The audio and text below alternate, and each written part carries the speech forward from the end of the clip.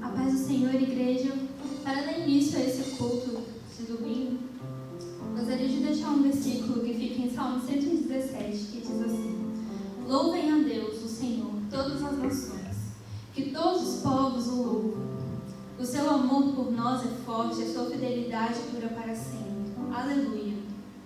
Que assim como a palavra de Deus fala, para que todos os povos, todas as nações o louvem, que a gente nesse momento também possa estar louvando e adorando ao Senhor.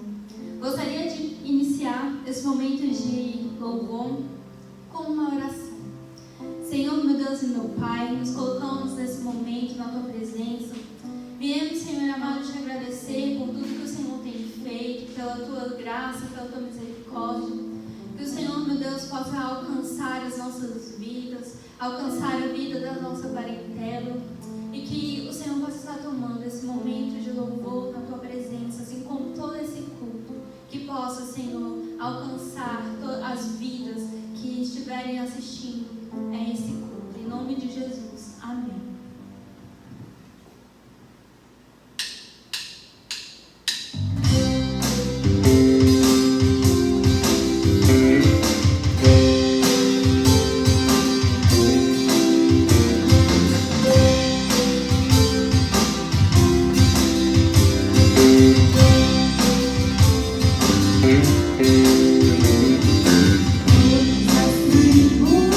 Povos e raças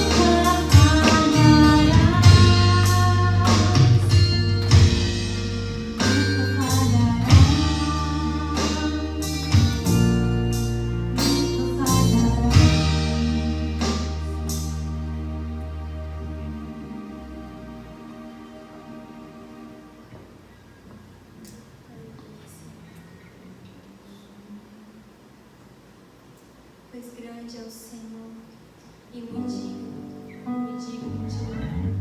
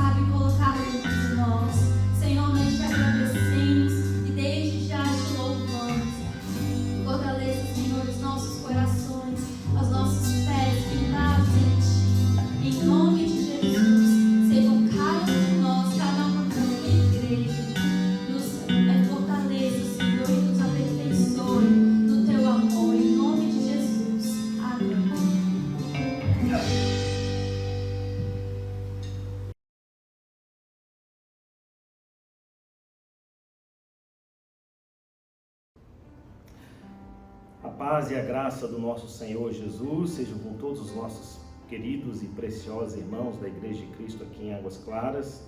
Saudade de ver esse tempo cheio e usufruir da nossa comunhão preciosa, mas nós cremos em Deus que esse dia está próximo e cabe a nós perseverar até esse dia chegar.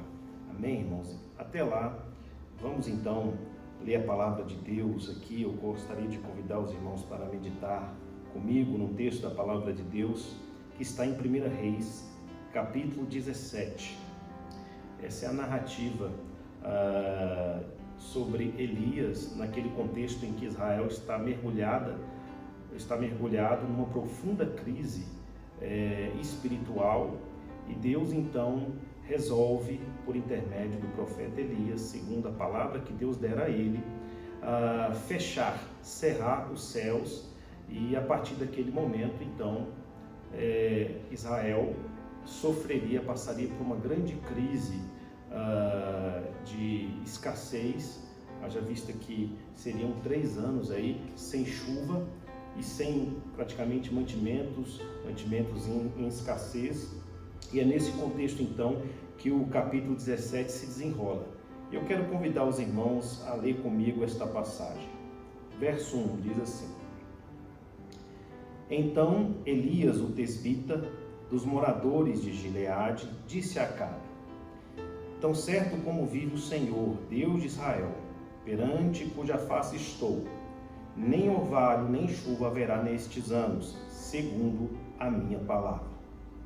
Veio-lhe a palavra do Senhor dizendo: Retira-te daqui, vai para o lado oriental e esconde-te junto à torrente de Querite, fronteira ao Jordão. Beberás da torrente, e ordenei aos corvos que ali mesmo te sustentem. Foi, pois, e fez segundo a palavra do Senhor. Retirou-se e habitou junto à torrente de Querite, fronteira ao Jordão. Os corvos lhe traziam pela manhã pão e carne, como também pão e carne ao anoitecer, e bebia da torrente.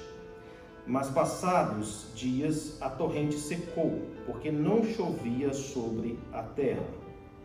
Então lhe veio a palavra do Senhor dizendo: Dispõe-te e vai a Serepta, que pertence a Sidom, e demora-te ali, onde ordenei a uma mulher viúva que te dê comida. Então ele se levantou e se foi a Serepta. Chegando à porta da cidade, estava ali uma mulher viúva apanhando lenha. Ele a chamou e lhe disse: Traze-me, peço-te, uma vasilha de água para eu beber. Indo ela a buscá-la, ele a chamou e lhe disse: Traze-me também um bocado de pão na tua mão. Porém ela respondeu: Tão certo como vive o Senhor teu Deus, nada tenho cozido. Há somente um punhado de farinha numa panela e um pouco de azeite numa botija. E vês aqui, apanhei 2 cavacos e vou preparar esse resto de comida para mim e para meu filho. Comer-lo-emos e morreremos. Elias lhe disse: Não temas, vai e faze o que disseste. Mas primeiro traze dele para mim um bolo pequeno e traz-mo aqui fora, pois farás para ti mesma e para teu filho. Porque assim diz o Senhor Deus de Israel: a farinha da tua panela não se acabará, e o azeite da tua botija não faltará, até o dia em que o Senhor fizer chover sobre a terra. Foi ela e fez segundo a palavra de Elias. Assim comeram ele e a sua casa muitos dias. Da panela a farinha não se acabou, e da botija o azeite não faltou, segundo a palavra do Senhor, por intermédio de Elias. Depois disto, adoeceu o filho da mulher da dona da casa, e a sua doença se agravou tanto que ele morreu. Então disse ela a Elias: Que fiz eu, ó homem de Deus? Vieste a mim para trazeres à memória a minha iniquidade e matares o meu filho? Ele lhe disse: Dá-me o teu filho. Tomou dos braços dela e levou-o para cima, ao quarto, onde ele mesmo se hospedava. e o deitou em sua cama. Então clamou ao Senhor e disse: Ó Senhor, meu Deus, também até a esta viúva com quem me hospedo afligiste, matando-lhe o filho? E estendendo-se 3 vezes sobre o menino, clamou ao Senhor e disse: Ó Senhor, meu Deus, rogo-te que faças a alma deste menino tornar a entrar nele. O Senhor entendeu a voz de Elias, e a alma do menino tornou a entrar nele e reviveu. Elias tomou o menino e o trouxe do quarto à casa, e deu a sua mãe e lhe disse: Vê, teu filho vive. Então a mulher disse a Elias: Nisto conheço agora que tu és homem de Deus, e que a palavra do Senhor na tua boca é verdade. Amém. Que Deus abençoe a sua rica palavra nas nossas vidas, meus queridos irmãos. Como eu já disse, antecipei nas minhas palavras aqui introdutórias, meus irmãos, Judá, a nação de Judá está mergulhada numa profunda crise espiritual, numa profunda crise religiosa. Isso porque quem governava nessa época a nação de Judá e Samaria era um rei chamado Acabe. E este homem, segundo a palavra de Deus, está registrado no capítulo 16, fez tudo quanto era mal perante os olhos do Senhor. E não somente isso, ele se casou com uma mulher pior do que ele, uma mulher extremamente perversa, pagã, dada a toda sorte de torpezas, e uma mulher que aspirava matar os profetas de Deus e blasfemar contra o templo do Senhor. E a palavra de Deus diz que o seu marido, então, querendo provocar o Senhor Deus de maneira proposital, intencional, dolosa, de se insurgir contra os mandamentos de Deus, contra a santidade de Deus, ele cede aos desejos da sua esposa Jezabel, constrói um templo dedicado a Baal, que é considerado aqui nesse contexto como Deus da fertilidade. E neste templo, então, a Jezabel e os profetas de Baal cometem toda sorte de torpeza e imoralidade. E o Deus Baal é conhecido como o Deus da fertilidade, é o Deus que proporciona todas as necessidades materiais ao seu povo, né? Isso teoricamente nós sabemos que é um falso Deus, não existem deuses além do único e verdadeiro Deus, mas enfim, eles acreditavam que Baal era o Deus da fertilidade e que por isso ele poderia ali prover os mantimentos a todo o povo de Israel. Então eles simplesmente trocaram o Deus vivo por um Deus pagão, um falso Deus, meus queridos irmãos. Então este é o contexto. E por causa da maldade que se estendera há muitos anos, Acabe reinou sobre Judá mais de 20 anos, então foram mais de 20 anos mergulhados aí nessa crise espiritual. Deus então levanta um profeta de nome Elias, da região de Tesba. Ele era um tesbita, uma pessoa desconhecida, mas que foi erguida, levantada, capacitada por Deus para confrontar o rei Acabe e a sua mulher Jezabel. E assim ele o faz, ele vai até o palácio e confronta, e anuncia, e proclama a palavra de Deus ali a Acabe. Olha só o que diz o verso 1.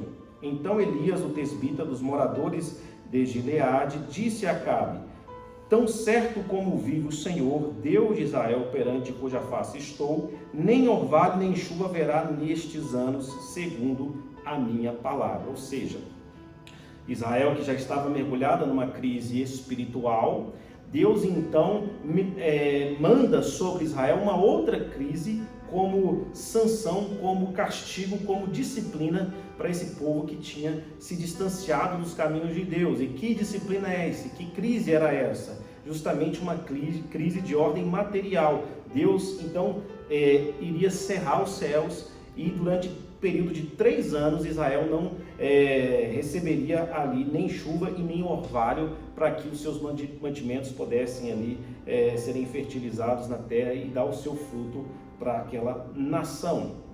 Meus queridos irmãos, isso aconteceu. Interessante que na região ali de Judá, as chuvas elas acontecem durante o período de março e abril, fica um tempo, 6 meses sem chuvas.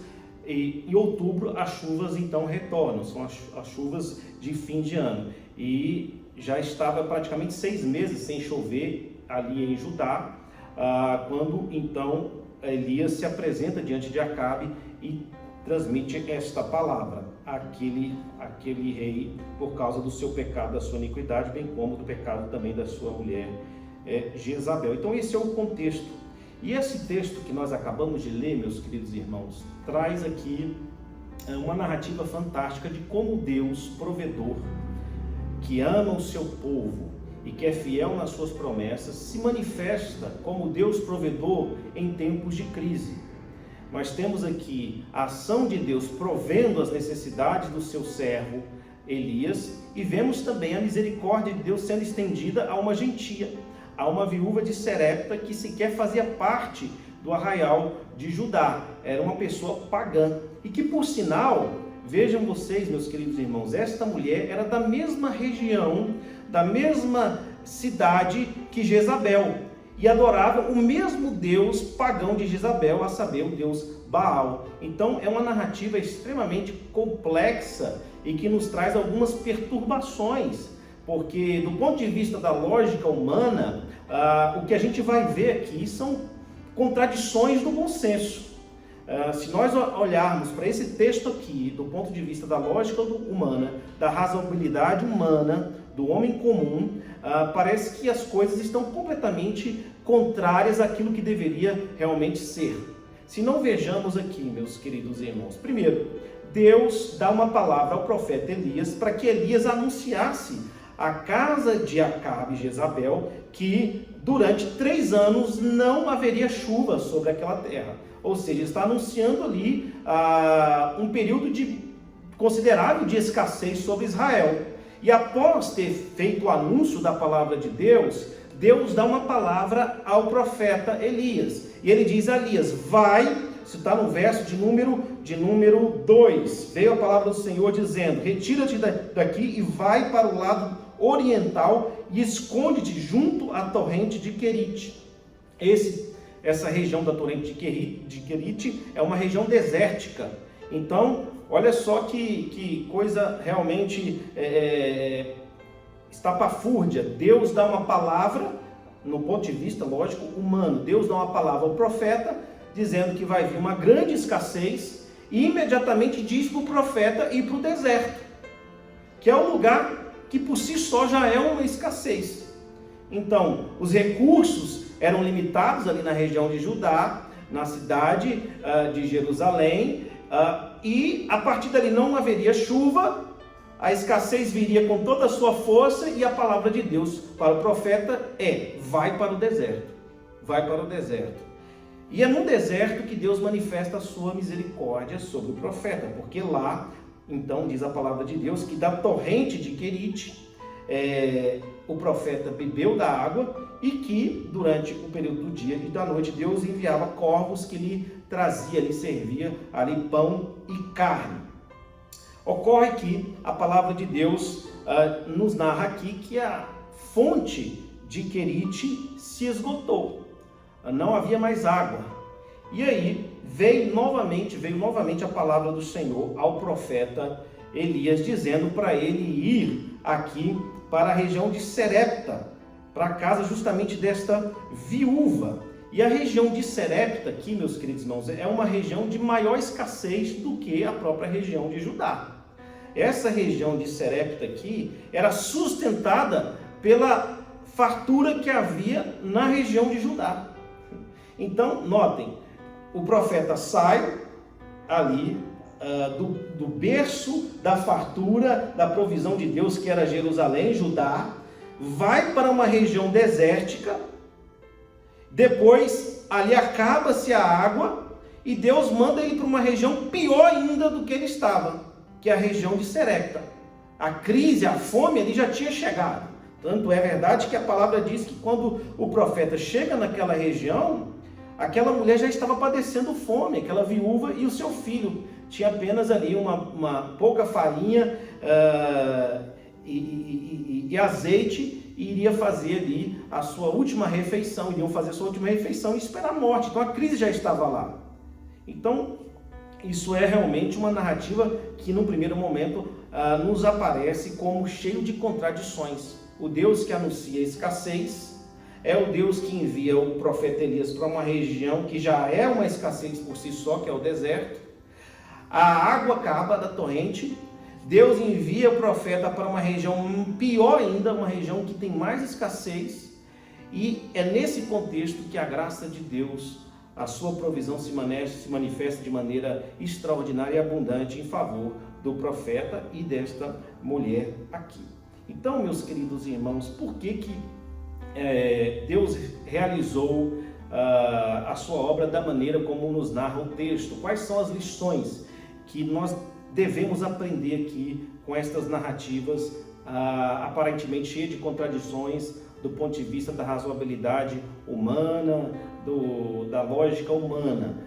E a palavra de Deus diz que os pensamentos de Deus, é bom lembrar, são mais altos do que os nossos pensamentos. A palavra de Deus é uma palavra que as promessas de Deus, os caminhos de Deus são mais altos do que os nossos caminhos. E, portanto, os planos de Deus são muitas vezes misteriosos sob o nosso ponto de vista, sobre o nosso olhar. Mas o que nos revela aqui esses ensinamentos da palavra de Deus? Em primeiro lugar, meus queridos irmãos, Deus está nos ensinando aqui que, não obstante as crises que vêm sobre o povo de Deus, não obstante aqui o castigo, o juízo que vem sobre o povo de Deus por causa do pecado aqui de Acabe e de Jezabel, ele está mostrando que ele é o único e verdadeiro Deus.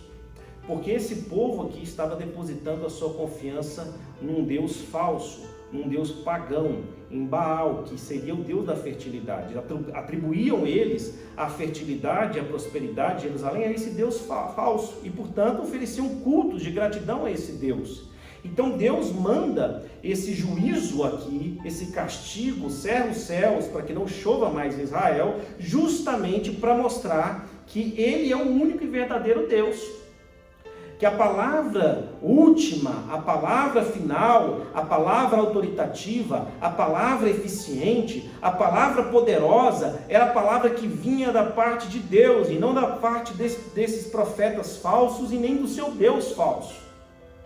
Então, muitas vezes, meus queridos irmãos, a crise vem para mostrar aos homens que Deus é o Deus soberano e é o Deus que sustenta e é o Deus que mantém todas as coisas. Às vezes estamos acostumados a acreditar e confiar nos nossos recursos, na nossa capacidade, nas nossas fontes, na nossa expertise, no nosso emprego, na nossa estabilidade, e nos acomodamos à ideia de que somos prósperos por causa de todas essas coisas. E Deus então permite que uma crise venha, Deus então permite que o mundo se abale, que a sociedade se abale, como estamos vendo aí com o coronavírus, para que as pessoas não depositem a sua confiança em coisas que não são realmente provedoras e capazes de nos manter. Assim como os filhos de Israel estavam depositando a sua confiança num Deus falso, muitas vezes nós depositamos a nossa confiança em coisas, em pessoas, em empregos, em tantas coisas, e Deus às vezes permite que a crise venha para que nós saibamos que Ele é o único Deus, e Ele é o único Deus capaz de prover as nossas necessidades.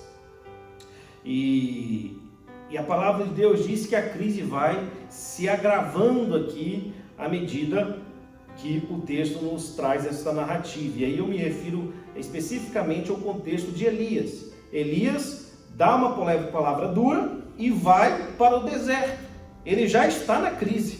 O profeta já está na crise. É comum os profetas, era comum naquela época os profetas viverem em lugares ermos, isolados, com muito pouco recurso, porque desde cedo estes profetas eram ensinados pelo próprio Deus e pelos seus discipuladores a viverem com pouca coisa e depender de Deus. Então o profeta Elias vai para esse contexto desértico aqui.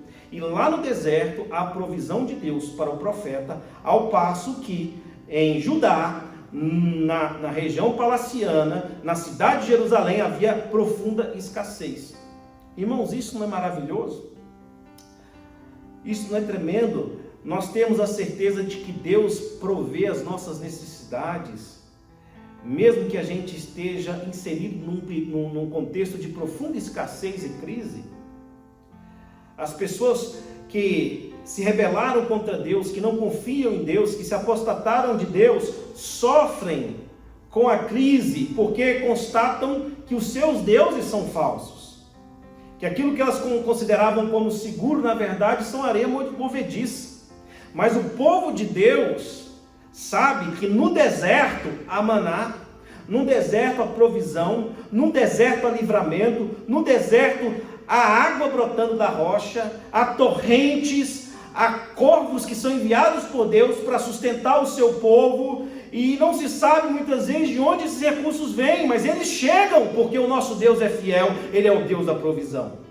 Eu fiquei impactado com o testemunho da pastora Ione quando ele recebeu os alimentos no seu áudio. Muitos dos irmãos acho que ouviram esse áudio, e ela afirmou o seguinte: irmãos, nós estamos aqui entregando esses alimentos, somos gratos à Igreja de Cristo em Águas Claras pela generosidade, sabemos que esses alimentos aqui não são suficientes diante da necessidade, eles devem aí darem conta de uma semana para sustentar essas pessoas.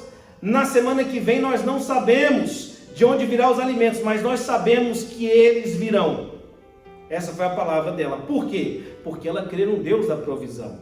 E isso acontece nas nossas vidas, irmãos. Às vezes estamos diante de uma crise, de uma dificuldade, de uma luta, de uma pressão. A gente não consegue ver saída, não consegue ver escape, não vê recurso nenhum. A coisa parece que se agrava cada vez mais, mas nós podemos ter uma certeza que mesmo que Deus cerre os céus e a chuva não vem sobre a humanidade de um modo geral, haverá sempre da parte de Deus recursos e bênçãos para o seu povo. É promessa de Deus para mim e para você. Ele é o Deus da nossa provisão em períodos de crise.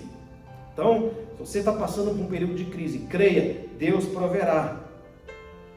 A palavra de Deus diz que a crise aqui, melhor dizendo, que a fonte da qual Elias tomara a água secara, e portanto ele agora se vê diante de uma situação complicada. Bem, acabaram-se os recursos aqui. Eu vim, estou no lugar onde Deus queria que eu estivesse, e durante um período fui sustentada por Ele, mas os recursos aqui foram se esgotando, e finalmente se esgotou. E a palavra de Deus então chega a Elias dizendo: vai para a região de Serepta, e lá você vai encontrar uma viúva. E é bom lembrar que as viúvas, nesse contexto, era a categoria de pessoas que mais padecia fome. Então, o que Deus está dizendo para Elias, para provar a fé dele, é o seguinte: você está no deserto, não está, meu filho? Eu vou te mandar para um lugar pior do que o deserto.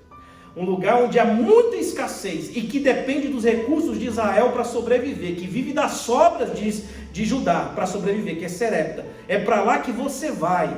E você vai pedir alimento para aquela classe de pessoas que menos tem, que não tem nem para si mesmo, para se sustentar. Você vai para uma casa de uma mulher, de uma viúva, e lá você vai ser sustentado por essa mulher. Irmãos, olha que contradição, olha que coisa realmente absurda, do ponto de vista da razão, da lógica humana. Mas a palavra de Deus diz que Elias foi, segundo Deus havia ordenado. E chegando lá, diz a palavra de Deus que ele encontra a mulher, estava catando alguns gravetos para fazer a sua última refeição. Ele a chama e diz: traga-me um pouco de água. Ela traz a água, concorda em trazer a água, e depois o profeta diz a ela: traga-me também um pedaço de pão para que eu coma, traga na sua mão para que eu coma. E aquela mulher então, diante daquele pedido, realmente se vê impotente de realizar aquele desejo, porque o que ela tinha era um pouco de azeite, um pouco de farinha. Ela ia fazer o último alimento e comer aquele alimento com seu filho e esperar a morte. Então ela diz: tão certo como o seu Deus vive, eu não tenho o que o Senhor está me pedindo. A única coisa que eu tenho é um pouco de azeite e um pouco de farinha. E o profeta diz: então é isso que Deus vai usar para abençoar a sua vida. Vai lá, faça esse alimento, este pão, este cozido, traga aqui, comamos nós três, você, eu e seu filho, E a palavra de Deus para essa mulher é que jamais cessaria o azeite e a farinha da sua despensa até que Deus fizesse chover novamente sobre a terra. É isso que diz aí o texto, meus queridos irmãos, a partir do verso 10. Então ele se levantou e foi a Serepta. Chegando à porta da cidade, estava ali uma mulher viúva apanhando lenha. Ele a chamou e lhe disse: traz-me, peço-te, uma vasilha de água para eu beber. Indo ela a buscá-la, ele a chamou e lhe disse: traz-me também um bocado de pão na sua mão. Porém ela respondeu: não, tão certo como vive o Senhor teu Deus, nada tenho cozido. Há somente um punhado de farinha numa panela e um pouco de azeite numa botija, e vês aqui, apanhei 2 cavacos e vou preparar esse resto de comida para mim e para o meu filho. Comê-lo-emos e morreremos, disse ela. E Elias, então, segundo a palavra de Deus, lhe disse: não temas, não temas. Olha que coisa maravilhosa. Às vezes, quando você está diante de poucos recursos para te sustentar, você não vê perspectiva nenhuma, não vê saída nenhuma, está realmente cercado de todos os lados pelas intempéries, pelas dificuldades, pelas lutas, pelas tribulações. E de repente Deus chega para você e pede um único recurso que você tem. Meu filho, você vai ter que sacrificar esse único recurso que você tem, esse único restinho de força que você tem, esse restinho de dinheiro que você tem, de alimento que você tem, de vigor que você tem, você vai entregar isso a mim. Olha só como é que Deus nos prova. E é isso que o profeta faz aqui. Ele pede essa mulher e ele disse: não temas, vai e faz o que eu disseste. O que disseste? Vai e faz o que disseste. Mas primeiro faze dele para mim um bolo pequeno e traz-mo aqui fora, pois farás para ti mesma e para teu filho. Porque assim diz o Senhor. Preste atenção, irmãos, na palavra do Senhor, Deus de Israel. Eu estou aqui na tua casa, viúva, Serepta, gentia, que não faz parte da promessa de Deus, mas a bênção de Deus chegou aqui na sua casa, e assim diz a palavra de Deus para a sua vida: a farinha da tua panela não acabará, e o azeite da tua botija não faltará, até o dia em que o Senhor fizer chover sobre a terra. Essa mulher não cria em Deus. Ela recebe o profeta, ela servia o mesmo Deus pagão que Jezabel e os filhos de Israel, mas ela dá ouvido à palavra de Deus. Aquilo que Acabe não fez, aquilo que Jezabel não fez, esta mulher fez. Ela confiou na palavra de Deus e ela fez tudo quanto o profeta disse que ela deveria fazer. E por isso, meus queridos irmãos, diz a palavra de Deus que eles comeram e da panela a farinha não se acabou e da botija o azeite não faltou, segundo a palavra do Senhor por intermédio de Elias. Irmãos, que coisa extraordinária! O que atrai a bênção de Deus para as nossas vidas em dias de crise, em dias de escassez? É a nossa disposição em obedecer a palavra do Senhor, segundo Ele nos ordenou fazer. É a minha fidelidade à palavra de Deus, é a minha confiança em Deus, que faz com que o milagre da provisão, da abundância se manifeste sobre as nossas vidas, sobre a minha vida.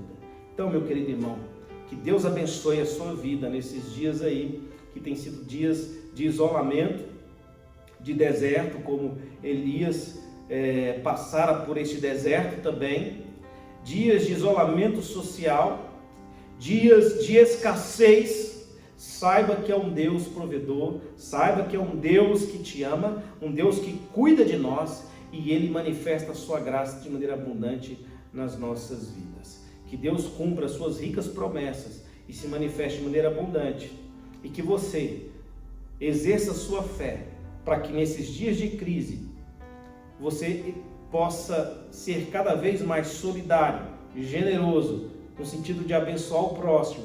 Aí você diz: ah, pastor, mas os recursos são poucos. O pouco que eu tenho dá só para a minha família. E Deus está pedindo para você: reparta, divida, ajude, porque não faltará azeite e nem farinha na sua despensa. Deus multiplicará, Deus irá abençoar a sua vida. Que Deus abençoe a sua amada igreja, que Deus abençoe os irmãos em nome de Jesus. Amém.